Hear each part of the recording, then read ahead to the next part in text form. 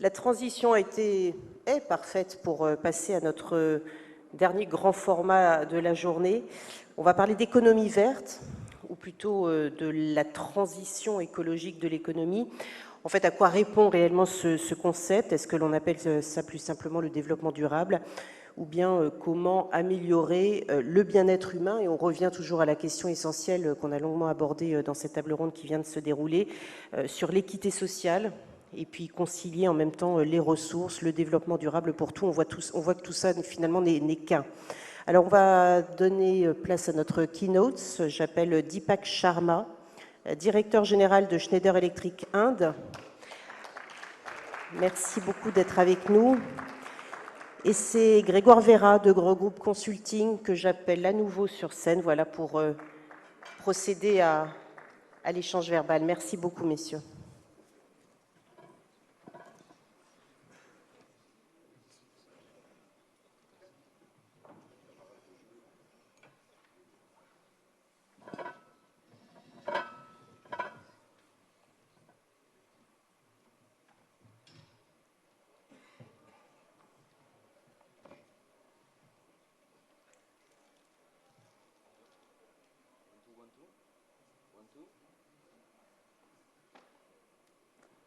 One, two.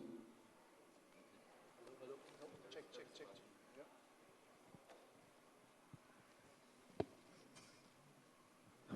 Hello. Okay, perfect. So,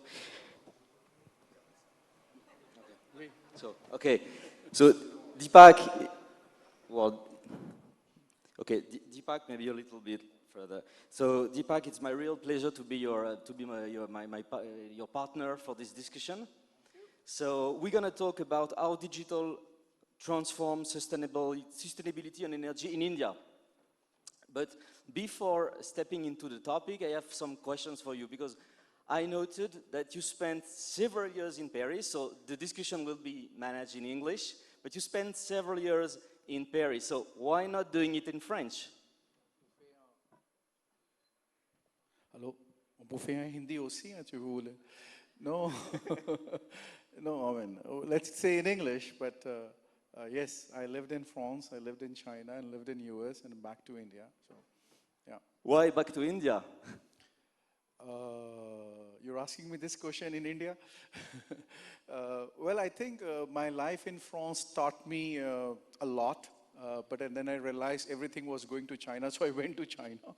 Then I realized everybody's talking about America, so let's go and see some America. But I think doing that world tour, I realized that the next phase of the growth, the story, development, an opportunity to give back to your country, it's coming. So, that brought back to me to the country. And as a company, we bought an asset called L&T Switchgear at that time. So I came back to the country for the integration of that asset. So that brought back home. Okay, nice. So maybe we can start, if you can give us a brief presentation of Schneider Electric in India. What do you do here? I don't know if I do too, because I know Paul already did yesterday, no? Paul Emla was talking about Schneider. Schneider in India came quite early. It's now almost 60 plus years that we are present. We have around 39,000 people. We have almost 31 factories running. We are building 4 or 5 more. We are a strongable asset for the group for export. We export to 30 countries from India. We actually have a very strong R&D and digital development in the country. Almost 6,000 engineers who are only doing digital. We have one of the biggest hub of development in country, one single place complex. We have one of the biggest factory for the group in the country. Out of the world's 3 smart factories which got recognized by World Economic Forum, one is in India, which is our Hyderabad manufacturing, which has been recognized as sustainable. So again, Schneider has been present for a good time and have developed a lot of references, and I don't think we call ourselves anymore a European company or a French company or a global company. We are actually become a local company in the country. While the name sounds to be a European or but with all the acquisitions and all the assets we have bought in the country, a lot of acquisitions, we have a very well recognized as a local player in the country. So yeah, Schneider is built. Now in terms of technology, I mean every 1/3 data center is powered by Schneider. I heard about smart cities earlier. 13 plus smart cities are using Schneider technologies today. Uh, we have built a lot in the development of the people. We have almost 600 technical vocational schools in the country. We have trained more than 250,000 youth which could not go to school, so they became electricians. We have powered almost 500 schools in the places where there's no electricity.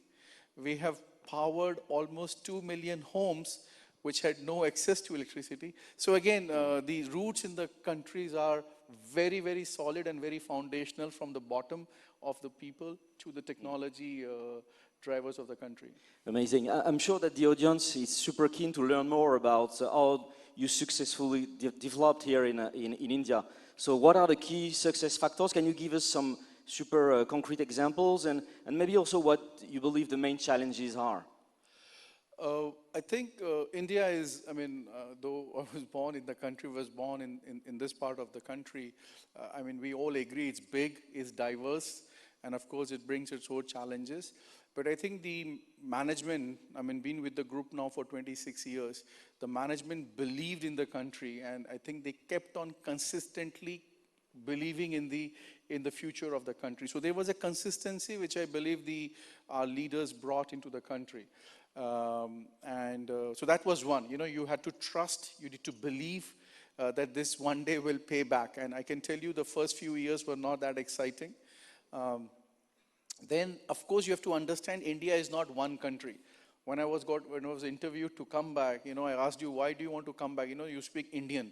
I said, there is nothing called Indian. You know, you don't speak Indian. There is nothing called Indian. Either you speak Hindu, you speak Telugu, you speak Tamil, you speak Marathi. That is already 30 plus languages. You just can't say you speak Indian. So you need to understand that India is complex and you need to go to the roots of the country.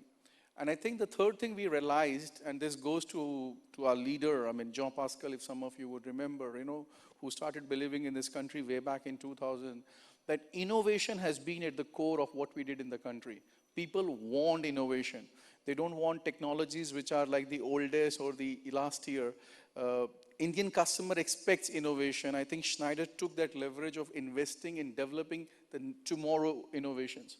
And the only problem is, do we get the right value of this innovation as you get in Europe? Maybe not. The pricing is another challenge in the country. So when you comes to challenge, one can debate, do we get the same value of an innovation as you would make the same value in Europe? But I can tell you, temporarily, short term, no. Over a cycle, over a long term, yes. And I think you have to be patient in the country. Like Schneider and all these companies in the room, you know, we have a very strong ethical compliance system, right? There is no possibility or not a single degree of error allowed in the way we work. So everything has been done in those boundaries. So I think India's success depends on being patient, being consistent, being innovative. A lot of things made in India for India, right? This phenomena of copy-paste. What works in China works in India? No. What works in Europe works in India? No. You really need to adapt products or solutions for the Indian customers, and they actually differ within the country. Some of our AI tools, which work in North, is in Hindi, but when you make the same tool in South, you have to change the language into the regional languages. So a lot of adaptations done. And that, let's be honest, everything did not happen only with success. They were failures. We did a lot of mistakes. We failed in few projects. But I think the consistency and the trust in the team, and I think India developed a lot of talent for the group. So India today is the biggest talent exporter for the group. So I think a lot of things have been consistently working to build Schneider in the country. A lot of mistakes also on the path. And I think the management trusted us by saying, okay, continue. And of course, we kept on learning from those mistakes and moving forward. Do you have one more example that comes to your mind of a failure or a challenge, something that you did or something that's well, you were not prepared for, and you had to. Well, every challenge gives you something, but I can say, like, for example, we went into an organic route, we picked up a couple of assets or acquisitions. Everything did not turn out to be as positive, the ones which are running. So yeah, there were few acquisitions which did not go as we thought. And either we divested or we actually had to then probably come out from those. So yes, there have been a few areas, but I would say the management has been consistent enough to trust that this team will deliver. Nice. Maybe let's talk now about energy transition. How do you see this energy transition shaping up here in India? How do you feel in Delhi for the last 2 days when you're breathing? So I don't know, we have a choice, right? When I was growing in Delhi, my father was not that rich. I had a scooter, and my father used to, everybody was thinking that we will leave a lot of money for our next generations, right? This is not what I learned in France, right? I mean, in India, you have to build your own pension plan. Your son is your social security, right? That's how the ecosystem we were born in. And then everybody was working hard to build monies and dollars. And today, to be honest, when I look at I seriously don't worry about my financial condition. I really worry, will my kid survive in this state and hundreds of other kids, right? So energy challenge is not a discussion about these. This is a real problem in cities like this. And there's not only one. And not in India and across, I think, a lot of geographies, right? So for me, energy crisis is not about building more. It's all about fighting the climate challenge. India per capita is still low in electric consumption. So we're talking about 1,200 kilowatt. I give approximation. Western is more 6,700. US is 12,000. China is also 6,000, 5,000. So in terms of consumption, we are low. We only produce 450 gigawatt. We want to double that by 2030. We want to 4x by 2047. That means if you continue building that power and start using this power energy, we're gonna probably make a planet where you just can't breathe. So the whole transition is the government is working very strongly to build a very solid supply system, which is the feeding of the energy. Which is more solar, non-fossil. We're talking about, biogas plants. We're talking about strong on other technologies which are non-fossil. But I think what we also believe at Schneider is that everything cannot be fixed only from the supply side. There's a lot we can do on the demand side. That means the energy efficiency story. So what you save is actually what you don't produce. So if you save 1, you don't produce probably a factor of 5 or 3 or 8, depending on what are we comparing, dollars or wattage. So what we are trying to, work on is, as a community, and I think this is very important, this cannot happen alone. And we'll be happy to talk about that if the whole ecosystem comes together and talk about how do we save or build an ecosystem of energy efficiency, and then what you save, that means you don't produce, helps you to achieve the same growth trajectory by reducing less. So I think India would go through that trajectory of building more through non-fossil. Our per capita consumption has to go up. There are some states in the country where the per capita is less than 300 kilowatt, right? 6,000, 12,300. So there's huge electricity which will be needed. But what we believe is while we build with non-fossil, we should also work on the efficiency part so that we build less while we preserve all the urbanization of the country. I mean, all the data are on the Google, I'm not going to repeat them, but a big urbanization is yet to happen. But what works in the favor of the country is this awareness of non-fossil built, and of course, the energy efficiency story where Schneider plays an important role. Okay. How would you assess India on the journey towards energy transition? What are the pieces missing, the conditions for success missing, and how do you see them happen in the future? Well, I will say in my personal capacity, not as a government official, but I think the government has been very, very supportive and vocal about the non-fossil journey, right? India made commitment about building the next chapter of growth primary from non-fossil. I'm not saying only non-fossil, right? And I don't want to debate into the mixed part, but a big part is coming from non-fossil fuels. We are bringing technologies to either build more solar farms. So we bring technologies, we don't build solar farms. Are we on a track? Debatable. But is 2030 too far? No. Is it plus minus 1-2 years? Seriously, I don't care. If you don't achieve by 2030 and you achieve by 2032 or 31, I think we still have done the job, right? So are we on a track? Do we see the momentum? Do we see companies talking about green hydrogen? Do we see companies talking about bio fuels? So yes, so I see that momentum, I see that commitment. And we're not talking about, I mean, we're talking about schemes to build more smart cities. We're talking about commitment of the government to now bring prosumer to the consumer, right? The Prime Minister Modi spoke about bringing 10 million homes currently by subsidizing. So the consumer becomes a prosumer, right? What you see already in France, where a person using energy is actually producing energy. So I think this decentralizing of the energy is happening. Very personal example is like microgrids. And we see these microgrids getting implemented. And it's recently we inaugurated 2 villages in the east part of the country. And this is a very beautiful story, and I personally get touched when we walked into that, and my friend Albert sits here who worked on that project. 100 homes in the middle of nowhere. And why they live there? Because there's water. So, you need water minimum to survive, and then there is limited electricity. And we have built a microgrid there where they produce electricity. Of course, electricity is then used for lamps and lights, which is probably easy now. But through this, we have built intelligence in microgrid.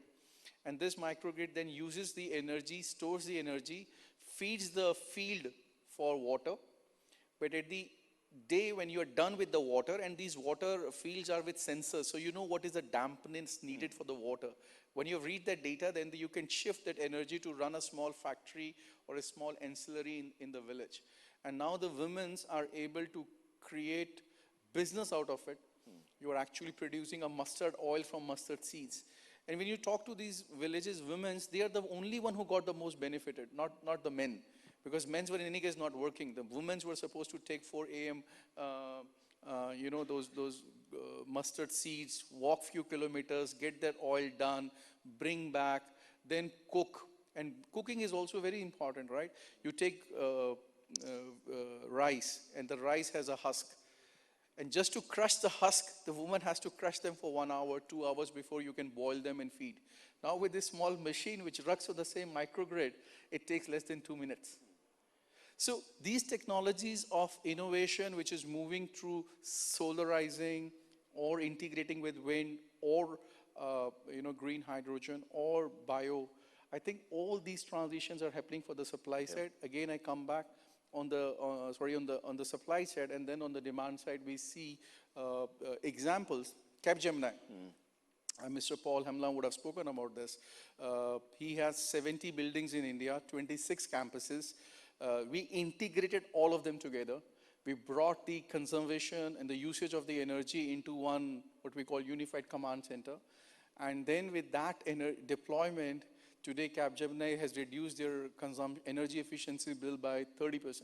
So save the same 30% which is saved is not produced. So I think the readiness is there. Their technologies exist. We are moving in the right direction. Okay. Let's go more deep on this technology and digital topic. So how do you see technology and digital in more particular enable both decarbonization and the transition? You gave us some examples of technology, but maybe on digital more broadly. So the 2 examples I spoke about are digital, right? The microgrid is in village is a smart microgrid. It uses data. It has an AI inbuilt tool. So that's purely data-driven, digital-driven. The Capgemini example I spoke earlier was also data-driven. But I can give you more examples. We have done a case in this city in this part of the world, and I'm not allowed to take the name because we have not the NDA yet, but with the DISCOM, what we call is a peak management.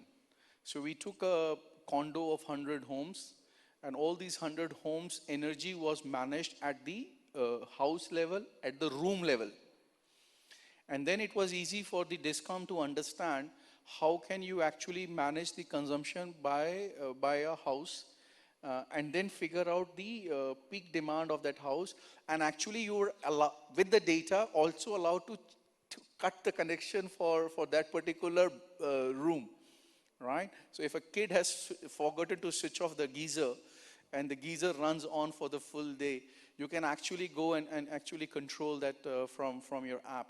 So I think the data-driven decision making is now a reality, which was probably a very wishful thinking few years ago. At Schneider, we call this solution as EcoStruxure. So while we give you connected products, but we give you the analytical layer of making decisions. And these examples, what I'm talking about, the smart building, smart industry, I want to also talk, it's in Hindi, but I will translate in English, that the best boulangerie is where, you know, when the guy is eating his own baguette, right? So we have 31 factories, 6 of them are smart. The Hyderabad factory is a reference of all the technologies I'm talking about. They all got deployed. And if you come to our Hyderabad factory, which is recognized by World Economic Forum as Sustainable Lighthouse 2 years ago. Recently it got recognized as Advanced Lighthouse Factory earlier, and this time Sustainable Lighthouse Factory. All these technologies have brought our energy bill down by 30%, carbon emission down by 60%, waste down by 60%, while the production has gone up by 2x. Our fault has gone down our accuracy has gone by 97% plus. So all these decisions of digitization are helping buildings, helping industries, helping, I said, villages, helping residential. So I think this is now no more a theoretical discussion, but a real examples in multiple domain to show that the digitization of technology and electrification can help you to achieve less, which is what sustainable story is. Okay, and looking at the future, how do you think we can speed up the sustainability journey of the businesses in India? And how do you see your role as Schneider Electric in this move? So what we believe very strongly is that to build a sustainable world, there are two things. One is to digitize and to electrify, right? And what we believe at the Schneider Electric is the equation of more digital and more electric is your sustainable solution. So that's what we work and do every day. Do we have the awareness? I would say yes. Is it enough? No. Do we have regulations like what we see in for example, in France, for a bâtiment, you know, for a building, you will say, you know, you used to use 20% recycled products in a panel. We don't have those stronger regulations yet in the country. Do we need them? The answer is yes, because we need to also bring recyclability as a mandate into the system. It's not there yet, right? You can use and throw and you don't do recycling. So awareness is, I think, coming, but not to the same extent. Is government helping? Yes. For example, all the 1,000 listed companies in the country are now are mandated to announce their scope 1, scope 2, their emissions, their net zero plans, their carbon emission plans, their present scores and the future scores. So by design, everybody is working to make it carbon emission processes. So I think we are there. Again, have we done enough? Maybe not. Can we do better? Yes. And today, with all the examples available, I think a decent ROI is anywhere from 2 to 5 years. And this is where I become a little bit going from a professional to a personal human being, a father of 2. That is it 2, is it 5, is it 8? If you will, kids will not be able to breathe, what the hell will you do with that money?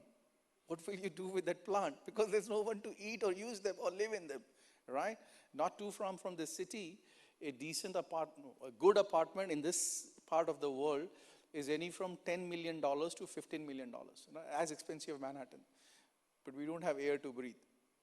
So I think the ROI discussions, the board level discussions should actually be a little bit more aggressive to say, I'm okay as far as you commit that this is going to reduce my carbon emissions and A, B, C, D by a value. And even if the ROI is not 2 but 3, or if not 3 is 4, let's do it, because that's important for the future of the. So I think the journey is defined, examples defined, technology defined, awareness going up, but still a lot of behavioral change still has to happen, and sometimes go beyond your pure ROI angle to a more, a bit more flexible to deploy these technologies. Imagine you have zero constraints, so no constraint, take a decision or an action that will make the acceleration go. So what would you decide, or what action would you implement? I think this is not a game of Schneider. I think it has to be a partnership and an ecosystem development. So here the user, technology, regulators, everybody has to play an important role. So it's not one versus the other. This is one area where we think nobody wants to compete. Because this is one area everybody believes that let's do it together. Because it's me and you together. Because it's the same air, right? It's not Schneider air and your air, or my energy versus your energy. So I think if we can build tomorrow with a more collaborative ecosystem, where companies like designers, the builders, the technology, the resident, the governments, all come together, I think we can really solve the situation. And that's why collaboration is important. I want to mention what Capgemini did with us. So once we developed this solution, we said, why don't we bring these solutions to the world? Right? I don't know if Paul mentioned it or not. Yeah. So we made an MOU and said, now we will sell these solutions to the rest. So we are a technology company, they're a very different company, and we don't actually have anything in common when it comes to solving the problem. But this use case was so powerful that now we have sold already one customer in the country, in India. And with Paul, we have signed these examples for the rest of the world. So we'll bring these technologies. And this is exactly the power of that 1+1, right? So I think the strength of these equation of energy and sustainability is to form an ecosystem where each one can collaborate, and a lot of us has to come together to solve the situation. Okay. So now we are the 4 last minutes of our discussion. And my last question is there any question that I did not ask you that you wish I asked you? So this is the free time. No, I was expecting espresso, which you did not ask me. But I think I'll get later. No, I think you have covered a lot of other topics. For the friends who are visiting first time, I think we are happy to show you our factories, our R&D centers, our innovation. And if you want to invest in the country, of course you will see challenges. That's why we call it Incredible India. But let's not talk about mental health. Don't see India only for gurus and on yogas. I think it's a technology innovative country. There is no place on the earth where you will find 1.4, 1.3 billion people having a unique ID card. You won't find people that the youngest population of the world is now here. Working population is a sub 28, 29 years. The digitization is happening at a pace. The internet users is one of the biggest, in this area. So I think you should look India from an innovation and a customized for country. But I think if you want to come to the country and look for investments, we will be happy to show what we have done in our real assets in the country. But again, thank you for having me, and thank you for allowing us to share these inputs for people. Is there some question? Can we ask? I think we have 2 minutes. Maybe some questions from the audience. I don't know if it was scheduled like this. Sorry, but yes. So we have 2 minutes. Any question? Yeah, there is one at the back. Oh yes, yes, in the back. Maybe can someone bring a mic, please? Thank you so much.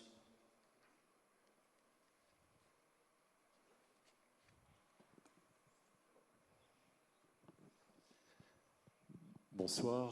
Erwan de Kerotem. I'm at the head of MediaWen, which is a software on video localization.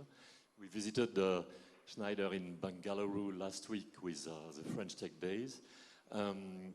We address e-learning for companies like Decathlon in 30 plus languages, and now we address Indian languages. My question is, how many languages do you use in your plants with your employees and with the retailers, and how do you use AI? Do you use some Indian AI? We are at the beginning stage of digitalization of Indian languages. So how do you do with that? Well, thank you again. Hello. When it comes to our official communication, we use one language, which is English, right? So company talks. If I talk to my employees in the company, I talk English. For our customers, our partners, and especially the electricians, we go super local. So you take all the 4 languages of the South, you take the Marathis of the West, you do Hindi, Punjabi. So I think there are almost 14, 15 versions we built. I don't have the exact, but we really cover the big population because Hindi works in big part of North, also part of West, but there are areas where Hindi doesn't work. So then we go local. And this is Oriya, this is the southern 4 languages, and Marathi, and so on and so on. So yes, we do it, and there are tools available, as you rightly said today, to help us to achieve it. But we also do print media, we also do TV media, right? All these are regional. Now, when it comes to AI, I can honestly, I'm sure you're not going to put them in the press tomorrow, but there are almost 200 use cases in usage in India today, all built on AI. Group trusted us, and one of the biggest AI team for the group is in Bangalore, right? So I'm sure you saw Bangalore partly. The group cybersec group team is in Bangalore. So when it comes to innovation, India is not shying away to support the country and the world. And again, from AI perspective, be it in the factories, be it in our HR, be it in our sales. Very simple service guy. Wakes up in the morning, he has 3 calls to make. And from here to Delhi can take 2 hours. So how does it optimize the 3 calls which he has to achieve while respecting the traffic? And then you have to also be ensuring what service call is more critical.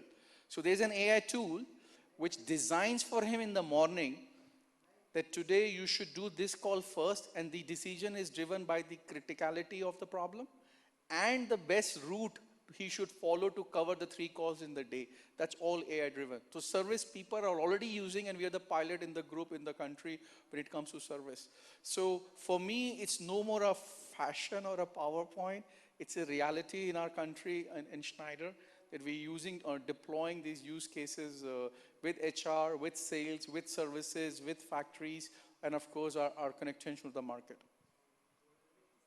Thank you very much, Deepak. Now we're out. This is the end of it. Thank you so much. Thank you. Merci beaucoup Deepak Sharma et merci à vous Grégoire Vira d'avoir animé cet échange. J'appelle Vivien Massot, coprésident de ce forum et sans doute l'un des très actifs membres de ce forum. Si vous avez un site aussi parfait, c'est notamment grâce à Vivien qui s'est donné énormément de mal pour que tout soit en temps et en heure fait et de manière parfaite. Merci beaucoup à Vivien Massot.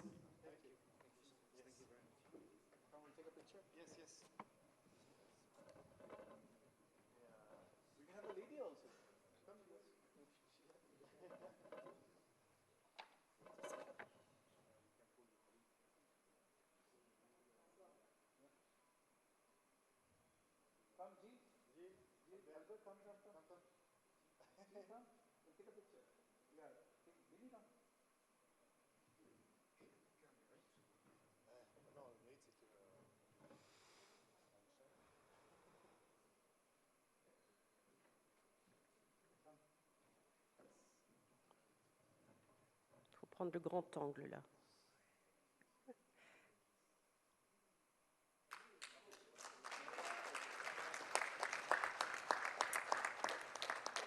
Voilà, merci à toutes et à tous d'être restés jusqu'au terme de cette journée.